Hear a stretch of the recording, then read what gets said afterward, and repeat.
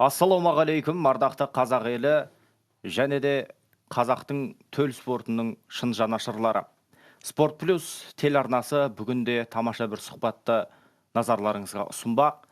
Жалпы енді тарихы талай жылдар сыр шертетін былғары қолғап шеберлері жайлы әңгіме қозғамақпыз.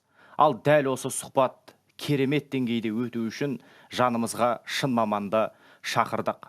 Қарсы алыңыздар, Қазақстан жерінің қазақтың еңбек сіңірген жаттықтырушысы, еліміздің боксын дамытуға зор үлесін қосқан, жалпы бокс державасын қолға алған шын маман Тұрсынғали Нұржақыпұлы Еділов.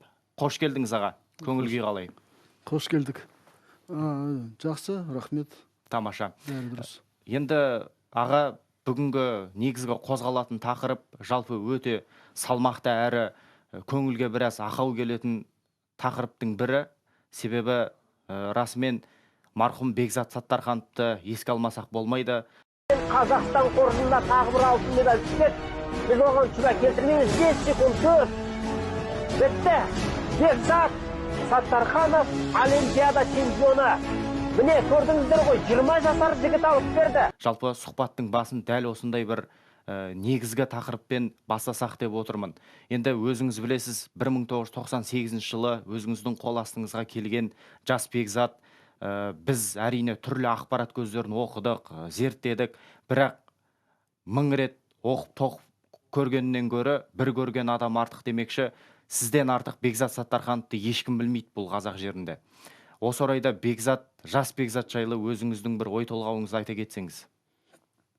Ал енді Бекзат туралы айтсақ, біз 98 жылы январьда Қазақстанның біріншілігін өткізгенбіз.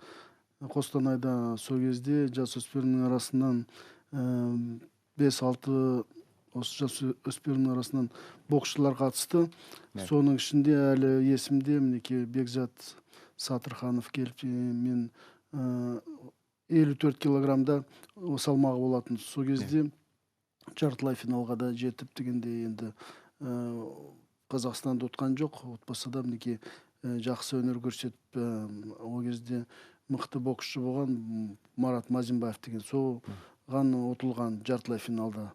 Әлі есімде. Содан бастап біз мінекей көзге көрінген жасөспірімнің арасында боксшыларды құрама командаға алып дегенде былай шақырып, кейін содан бастап біз құрама команданың ересектер арасында олар 5-6, 4-5 бала сол кезде. Нұржан Кәрімжанов бар, соның кейін Оразалиев бар, Олжас. Тағы да Аман Батырбаев деген сондай Мұнайтпасов, солар келді. Қосылып, сол командаға как раз біз енді жаңалатып дегенде подпитка дейміз ғой бұлай. Сол жасөспірімнен қосқамыз. И содан бастап мен оны білемін. Не десеңіз, Бекзат Саттарханов осы құрама командаға келіп, енді жинақ жаттығуда еңбекқор, талант, өзін енді ол талант болғанда мінекей өзі ұмтылып беріліп дегенде, тек қана ойы Олимпиада чемпионы дегенде сол кезден бастап қалай ол өзінің еңбегімен көрсеткенде былай жақсы көретін, сонан кейін бүкіл білімін, еңбегін сол бокс осы чемпион болам деп арманда болатын. Бірақ та әрине сол 2000 жылы білесіздер, арманы орындалып Олимпиада чемпионы болды. Неге десеңіз, енді айтсақ көп айтуға болады. Біз оның алдында сразу командаға келгенде енді талайлы жарыстар болды. О жерде де где-то поражение болды дейміз ғой, тағы да жеңістер де болды. Бүкіл Олимпиадаға кейін біз осы құрама командада тек қана уже бір жылдан кейін 99 лицензия алдық, 7 адам. Содан бастап мінекей тек қана соларды қолға алып солармен істеп дегендей бүкіл контроль жасап уже Сиднейге дайындадық оларды. Тамаша. Енді өзіңіз айтып қалдыңыз, Олимпиада чемпионы атандық деп. Енді Рикардо Хуаресті жеңген сәт әрине есімізде. Қазақстан деп айғайлаған сәті де бейнетаспада өте сондай ыстық болып жазылған. Жалпаға сіз енді америкалық боксшыларға қарсы да жалпы Кубаның бокс мектебін өте тамаша зерттеген мамансыз, иә. Дәл осы финалдық кездесудің алдында толқыныс жалпы тактикалық тұрғыдағы жоспар қандай болған еді? Енді біз Хуаресті білеміз. Неге десең, ол 99 жылы Хьюстонда чемпион болды ғой, әлем чемпионы болып жақсы көрсетті. Бірақ та оның да қалай айтсақ қателігі бар. Қателігі болғанда ол енді ода американский стиль дейміз ғой, аяқта көп жүрмеді. А бізде енді челнок па? Иә, челнок. Сонан кейін қимылдау бізде деген советская школа дейміз ғой, енді қалай да болса қазақстанский аяқта, бүкіл бізде деген енді ондай айтамыз, без ноги деп айтады, аяқсыз. Онымен жақсы істейді да. Неге десеңіз, өзіңіз көрдіңіздер, Хуареспен біз тактика қойғанда тек қана алдың қолмен дальний дистанциямен тек қана аяқпен. И екі раунд ол жындығып тастады ғой оны. Анау деген жете алмайды, не аяқ жүрмейді дегенде. Олардікі енді профиға үйренген, ана 99 жылы ол әлемді ұтып, сонан кейін где-то профиға дайындалған ғой. Чисто как бы бокс телефонной будки дейді ғой. Сол үшін ол бізде деген басқа, біз деген енді әуесқой бокс аяқ деген бас істеу керек бірінші, сонан кейін тек қана аяқпен дистанция, өзің дистанцияң, сен енді жақын дистанция жақсын істейсің. Біз сол тактикадан қоямыз ғой, кімге қалай дегендей. Сол үшін неке біз уже білетіміз Хуаресті қалай ол істеді, жақындап, у него ол деген только жақын дистанциямен средний дистанция істейді ғой, тек қана ближний средний дистанция дегенде. Оған біз тек қана жолатпа, алдың қолмен істе, аяқ солға, оңға деген жүгіріп дегенде, атаковать етіп, опережать етіп дегенде, тек қана сол тактиканы, бүкіл сол тактиканы, қойған тактиканы ол орындап шықты десек болады. Сол үшін сол арқылы неке оның енді тек қана не шеберлік емес, басы да жақсы істейді оны. Неге десеңіз, енді бірінші біз айтамыз ғой, боксты не удар, аяқ дейміз, жоқ, бас деген енді бірінші ақыл. Сол үшін бәрі соны қалай айтсақ орындап, и біз сол жеңіске жеткеніміз сол кезде. Тамаша. Ендағы жалпы тұлпарды тезегінен таныған халықпыз ғой. Енді өзіңіз бапкер болдыңыз, нағыз майталман. Жалпы сол кезде 4 финал, 2 алтынды қанжаға байладық. Енді мұндай жетістік өзіңіз білесіз, совет заманынан бері арман болды. Қазірдің өзінде сөздің шыны керек, қатты армандаймыз. Енді міне айтыңызшы, бізді көретін әрине телекөрермен бар. Жалпы қандай қабілетке аса назар аудардыңыз сол кезде өзіңіздің шәкірттеріңізге, және де негізгі қасиеттеріңіз қандай еді? Енді қазір жалпы қатып қалған заңдылық бар, әлемдік бір бокстың стандартына сәйкес айқасуымыз керек деген. Енді сол кездегі ұстаным қандай болды? Ол кезде енді бұл жерде былай ғой, біз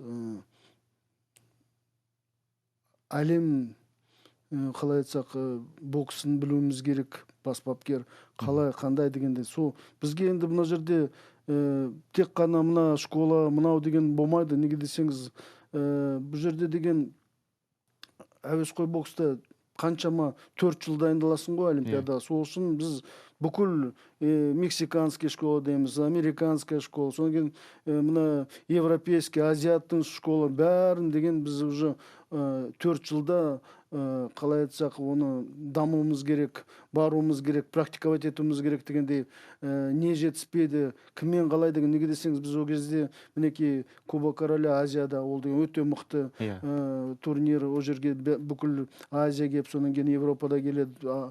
Ол жерде сен Кубок Короля өтө азиаттар мыкты ғой, дұрыс па? Дұрыс. Сол жерге барамыз.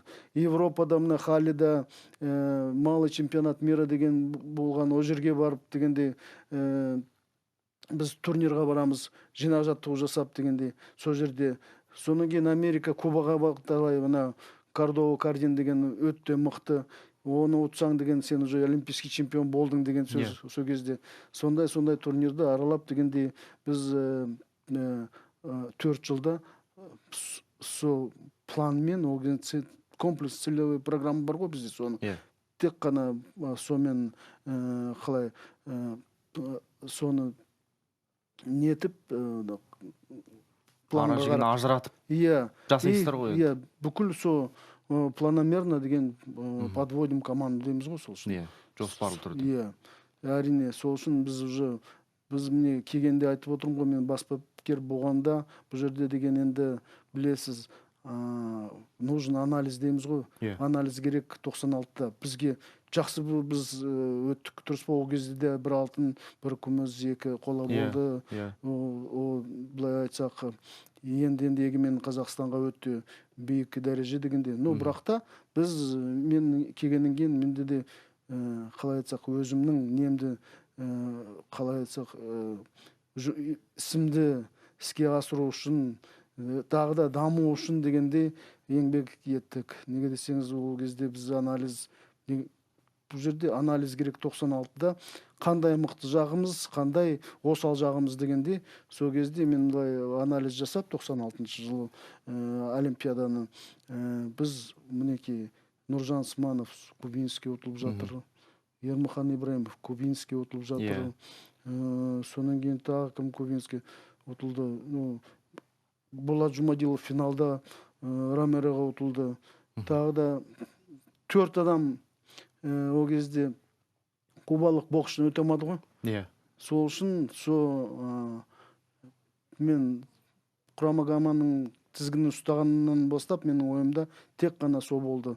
Осы барьер, осы кубалармен қалай дегенде соларды, сол барьерді бұзу үшін не керек деп содан сол мақсат болған. Соны әрқашанда осы 4 жылда олимпиаданың алдында біз сол барьерді өту үшін не керек деп ойлап, біз жинақ жаттығу, содан кейін олармен бірге совместный сбор дейміз ғой, содан кейін матчевый встреча жасап, біз өте жақсы дайындалдық сол кезде Сиднейге. Әрине көрдік қой нәтижелеріңіз. Біз деген ол кезде тарихқа тарады. Соны оларды өшаққа қаржы ол кезде жоқ. Олар бұлай кемеді. Оларға ары бері ұшып келу үшін қаржы тауып дегенде. Мына жерде жатқызып, оның бәрін біз өзіміз төлегенбіз. Бүкіл олар деген тек қана мінеки келіп, мінеки қалай айтсақ, мына жерде айтады ғой, тегінге жүгіріп олар деген қызығып дегенде келіп, бірақ та біздің ойымызда басқа болған. Біз ол кезде қаржылай қиналсақ та, но результат үшін біз бәрін істедік. Себебі ашсыздар ғой. Әрине, біз деген ол кезде де бізде неміз жоқ. Бұл жерде база деген, федерация бұлай көмек болып жатқан дегендей. Сонан кейін ол кезде деген өкіметте де білесіздер, қиын қыстау заман. Заман болатын бізде. Бірақ та сол мына спонсорлар арқылы. Кім көмектесті сол кезде нақты? Нақты көмектескен уже Бекер деген фирма. Соған мен өзім кіріп дегендей. Демеуші іздедіңіз? Демеуші іздеп, неге десең ол кезде олар деген қалайса дүркіреп тұрған, постоянно реклама дегенде. Енді мен қалай айтсақ, солардың фирмасын таптым, қай жерде, қалай, не деп, басшысына кіріп, сделал предложение деймін, что они не отказались. Сол кезде барып. Сонда қандай ұсыныс жасадыңыз, олар жоқ демейтін? Жоқ демесін, мен айттым, сендер мінеки Кубаны алып келе жатырмыз. Бұл жерде әр салмақта олимпийский чемпиондар. Сендер міне реклама қаншама беріп жатыр, керек не? Біз бір матч жасаймыз, бүкіл әлем таратамыз деп кішкене былай. Иә, сол кезде бүкіл әлем қарайды, сіз генеральный спонсор боласыз деп, бүкіл сізді не только Қазақстанда президент көреді, а бүкіл әлем таниды. танып. Сол кезде олар ойланып, мақұл, ертең келіп звондаймын деді. Звондады, енді бір күннен кейін шақырып жатыр, сендер былай қандай условия? Я айттым, мінекей условия, былай полностью проезд, проживание, питание мына жақта. Олардың бүкіл қанша команда келеді дедім. Сол жерде айттық біз, ол жерде тем более келе жатыр менің досым дедім, трехкратный олимпийский чемпион Теофил Стивенсон болады. Олар деген ол кезде жақсы бүкіл.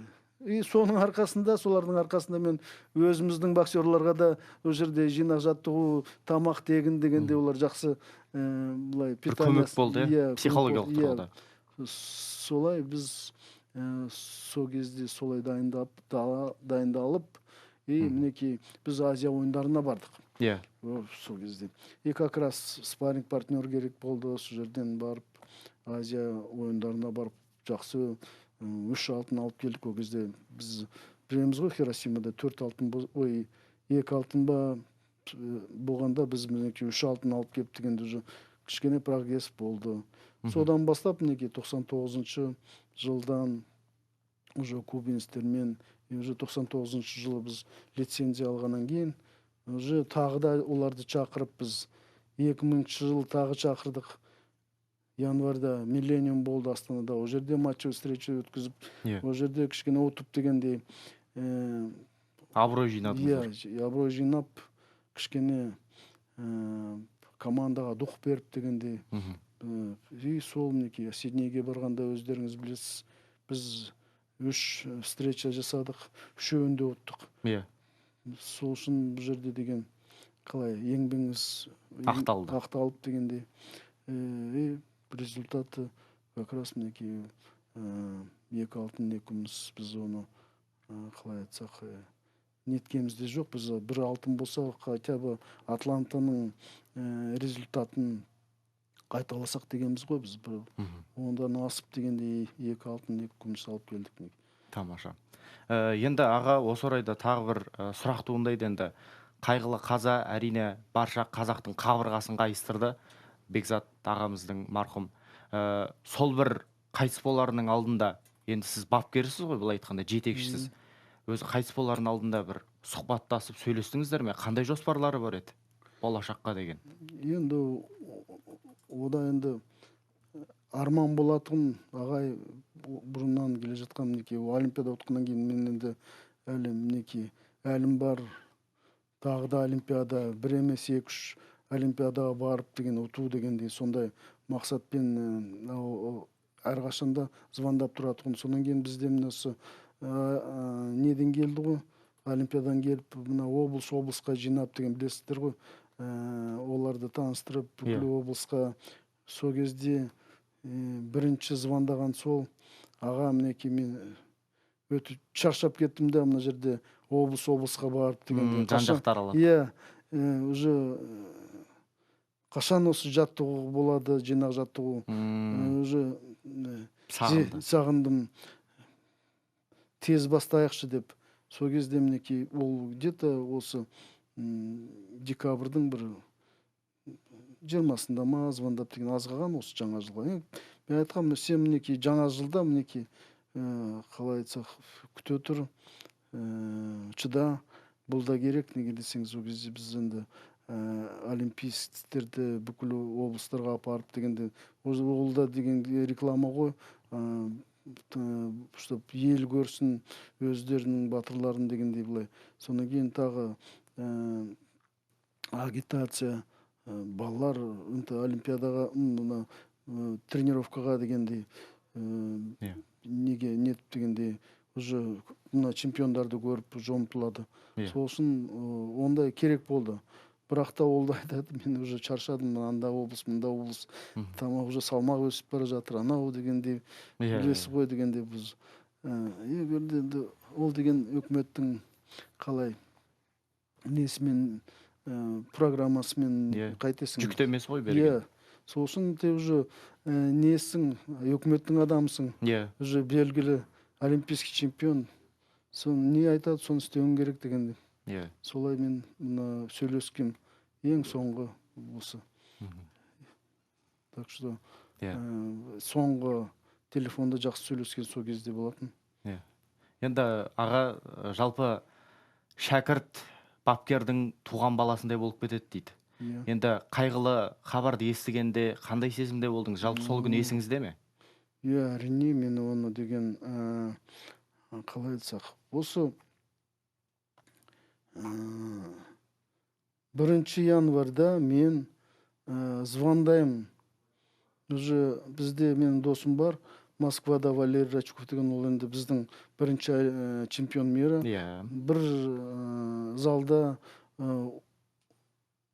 бапкеріміз бір, Станислав Михайлович Болдырев.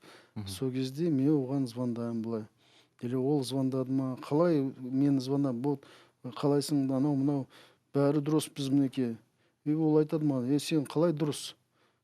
Ты что, не слышал, дедім. А что случилось? Бұл же олимпийский чемпион разбился деп жатырдым. Таң қалдым мен ол жерде.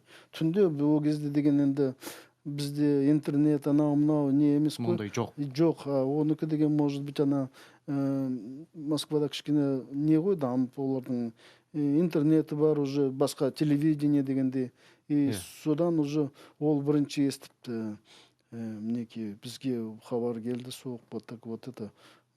Сонан кейін мені Көңіл айтты. Көңіл айтып, мен уже таң қалған, мен уже таңертеңге дейін ұйықтамай, былай қалай айтсақ, ары бері. Сонан кейін уже таңда телевидение бүкіл хабардан естілдік.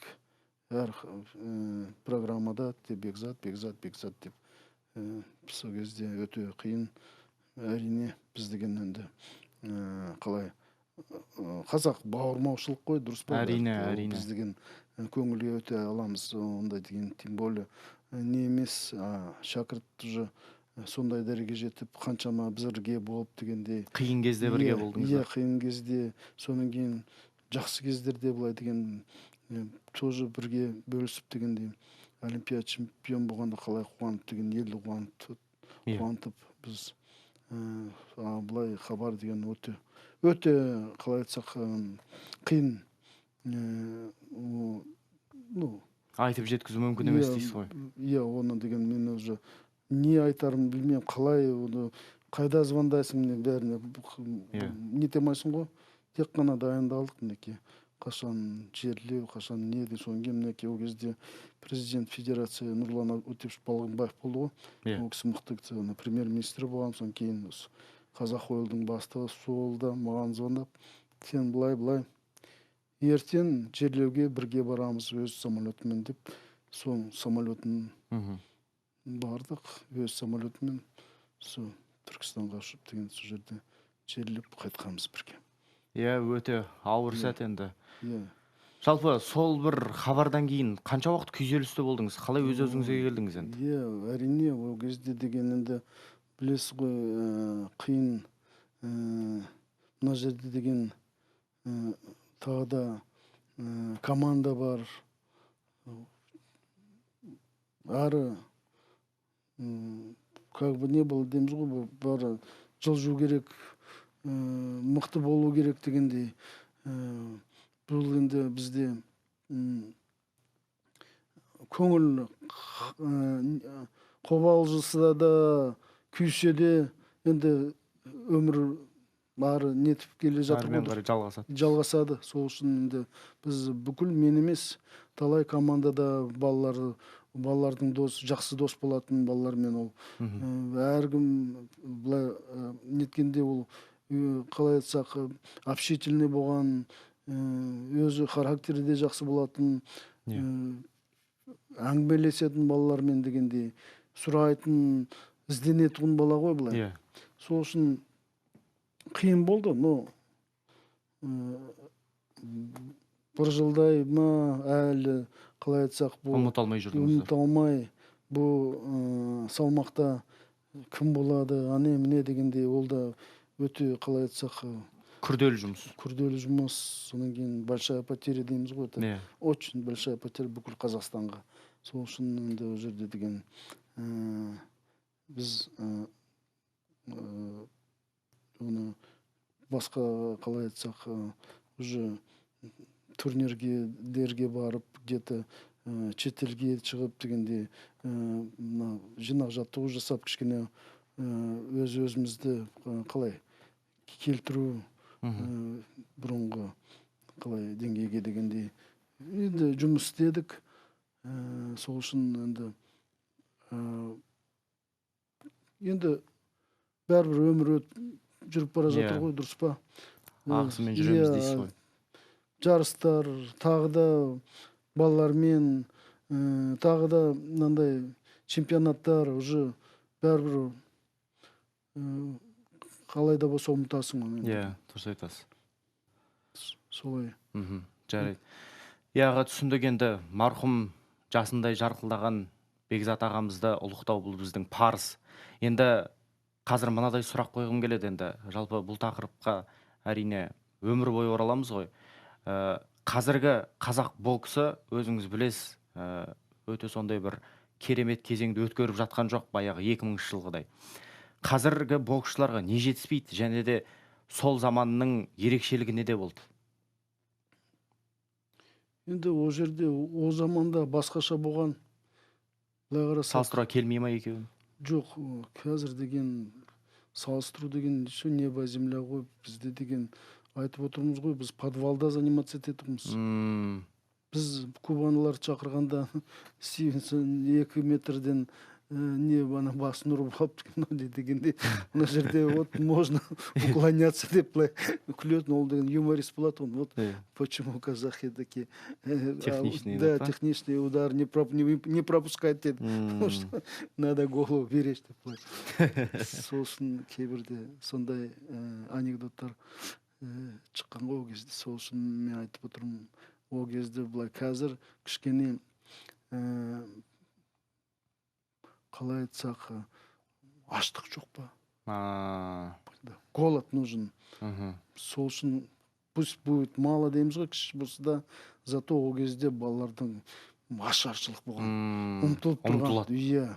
Былай қарасам Бекзат, Нұржан Кәрімжанов, Оразалиев деген жас келіп, олар деген басқа от болатын ғой. Ермұхан, Жұмадилов, олар екінші олимпиада болса, сонда да олар деген уже бәрін көрген. Оларда опыт бар. Білет. Зато оларда да мақсат, арман и тоже жанбағыс ертеңгі бала шағалар дегенде. Ол бізде не үшін? Міне өздерінің қаласа семья, анау жұмыс қой олар бұл да. Дұрыс па? Нағыз жұмыс. Да, сол үшін олар олимпиадан ұтсақ, тағы да бұл жерде премия, квартира, анау дейміз ғой. Сол үшін ол кезде сондай кішкене не болатын қиыншылық, бәрі қиыншылықта ізденіс болатын. Мына жерде олимпиадан ұтсаң, енді ол кезде $100,000 бәрі деген. Қазір деген былай қарасақ ақшада керек жоқ қой дейміз. Айтпаңыз. Дұрыс па, былай нетесің? Бұл деген не қазір әлем чемпионатта $200,000 беріп жатыр доллар. Ол не қазір деген тек қана қалай күні түн істеу керек қой. Мінекей жағдайын жасап деген ертең жүресің спокойно дегенде обеспеченный былай. Мотивация шектен тыс болу керек дейсіз ғой? Конечно, бұл жерде деген бізде ондай мотивация болған жоқ. Оны ұтасың. Чисто айтып отырмыз, біз қанша призер мені, финалист мені, анау алатымыз бір $2,000.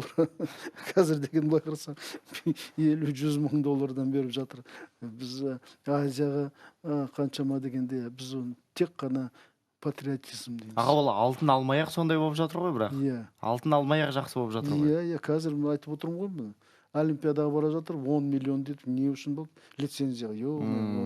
Мінеке, ол бара ма, ол жерде төбелесе ма, білмеймін. Сондай біз қалай айтсақ, өзімізді босатып жатырмыз ба, әлі соны кішкене қолға алу керек дейсіз. Қолға алып, неге десеңіз қазір разница айтып отырмын ғой. Ол кездегі мен мына кездегі это большая небо и земля. И сіз білесіз қазір любой жерде сокка мына сен не районный центрларда қазір деген залдар ашылып жатыр. Дұрыс па? Иә. Район, ауылға барсаң уже залдар бар. Иә. Жарыс жасайтын. Біз айтып отырмыз ғой, біз міне құрама командаға зал жоқ. Подвалда. Оның өзінде болған жоқ дейінші, ең керек құрамаға. Содан кейін санаторий МВД тек қана спорт залда. Ринг жоқ ештеңке. Сол жерде и то МВД-ның бастығы Қайырбек Сүлейменов ол разрешение берген, МВД-де жасай беріңдер. Неге десеңіз, бүкіл команданың жартысы Динамо болатын. Сол жерге біз қалай айтсақ өткізіп, ол Динамоға кіріп, кішкене погон алып дегенде ақшалай алып тұратын жерде зарплата. Сондай олардың кішкене жан бағысқа солай біз іздеп солай сол Динамоға беретініміз. Бұл жерде аттестовать етіп дегендей, погон алып дегендей, ертең шыққанда уже неке офицер болып шығып 4-5 жылда дегенде солда. Абырақта біз сол санаторийның спорт залы, содан кейін тұрған жері күшті болатын, абақ. Дұрыс па, жоғары жақта. И тамақтары беретін. Біз тек қана сол жерден сбор жасайтынымыз ол кезде. Содан кейін қиыншылық болды. Одан ары кейін уже мен Чимкентте постоянно жасайтын болдым. Негізі ол жерде білесіздер, мына Алматыда 1,5 мың теңге ол кезде күніне болса, ол жерде 600-700 теңгеге күніне сбор жасайсың дегенде болады. Арзанда, зато дополнительное питание, мынау дегенде уже ол жерде қарын тоқтырамыз да спортсмендердің. Сол ғой, самое главное, нагрузка жасау үшін қаншама олар тер төгеді, питание болмаса болмайды. Біз именно жатар жері нашар болса да, бірақта питание, сонан кейін бүкіл витамин, мынау дегенде біз уже натуральный қазы қарта, сонан кейін овощ, фрукт дейміз, сол жерде бәрі жақсы болатын. Солай. Енді аға, ол заманда расымен атақты болу өте қиын болды. Себебі қазіргі замандағыдай әлеуметтік желі деген жоқтың қасы. Енді марқұм Амангелді Сейітхандар расымен талай тер төкті ғой, енді осы бокстың айналасында жүріп көріп. Енді қазір деймді, мына журналистердің көбі рингтің ішін көрді ма, жоқ па, мен білмеймін, енді қолғап киіп көрді ма, жоқ па, бірақ сынап жатады. Енді осы орайда қандай пікір қалыптасады өзіңізде? Енді журналистер қиын ғой айту былай. Дұрыс айтасың, кейбірлерді қалай айтса, из мухи слона делают дегенде, кейбірде былай нені көрмеді. Ол қалай журналист должен быть, қалай нағыз журналист ол если сен футбол жүргізсең, оның ішінде болуың керек та. Бокс, единоборство өзің білуің керек дегенде дұрыс па? Мына кезінде сол айтам ғой, Амангелді Сейітхан қалай бізбен бірге жарысқа да, анда-мында дегенде бірінші осы қазақша үйретіп, сол мені бірінші сұхбат алған. Осы 96-97 жыл бірінші сборда сен келбейсің. Мен айтам, я не могу говорить қазақша, жоқ, сен қазір мен былай сұрақ берем, жақсылап тұрып, сен оған білем жауап бере аласың деді. Мысалы, жүргізіп, тамаша ғой, мынау қалай сөйлесің, мен мұндай сөйлей алмаймын. Кішкене дух беріп дегенде сондай комментатор. Бірақ та Амангелді айтам ғой, біз ол кезде бұндай комментатор қазір блогер анау-мынау болса, сол бір олимпиада, чемпионат мирда, сол Амангелді Сейітхановтың комментарий уже жететін болады. Бүкіл Қазақстан біліп деген түкпір-түкпір. Бұл мінеки Амангелді жүргізсе бәрі тыңдап деген, ол деген күлдіретті, соның кейін өзінің нелерін айтып дегенде қалай мына нелерді, тактика, техникасы қандай деп бүкіл бәрін нетіп тұрады ғой, дұрыс па ол деген. Как будто ол өзі мастер спорт ішінде дегенде. Бірақ та ол біледі. Мен әлі есімде біз талай мына неге бардық қой, Хьюстонда барып жүріп, сонан кейін ол кезде ол жерде деген ол тағы да басқа спортсмендермен араласып, олардан интервью алып дегендей, ол жерде білесіздер ғой, талай профессионалдар келіп дегендей сөйлескенде ол деген общительный болатын. Сол үшін оның деген білімі мынандай комментарийде болғанда өте күшті, и ел жақсы көретін де.